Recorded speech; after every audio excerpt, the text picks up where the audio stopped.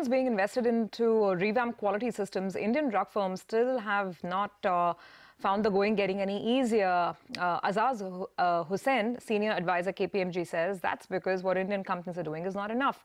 The man who has been top-notch in global generics and has worked on senior US FDA, worked as a senior US FDA official and is currently advising a whole host of companies, spoke with CNBC TV 18's Archana Shukla. Here's a slice of the conversation.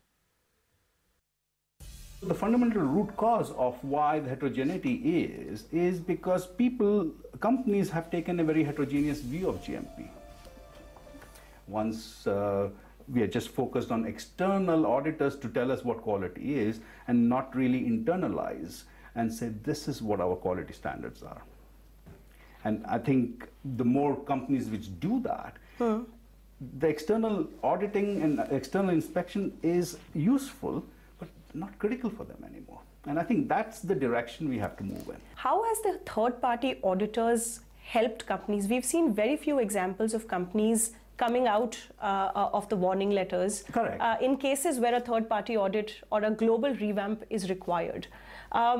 Where is it that it is falling short, or is it really a long road to walk? So we make two products, real product, paper product. They improve the paper product, and guess what? Nothing improves with that.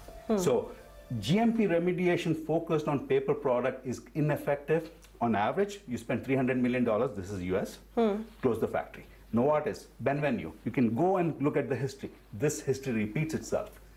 Unfortunately, people are not seeing this. The evidence is right in your face that you have to improve your manufacturing process, you have to improve everything together, not just the paperwork. What could be your suggestion then in this case? You have to bring a basic fundamental understanding of what delivers quality, bring the technical compliance from a documentation perspective, technological solutions, and a cultural change.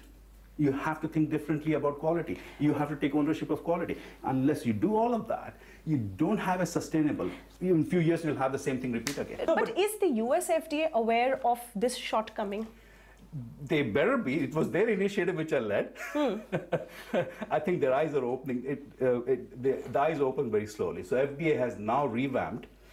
They have a new Office of Pharmaceutical Quality, Center for Drugs. They're pushing a new initiative called One Quality Voice, because the inspectors don't talk to the reviewers don't talk to them, things fall through the crack.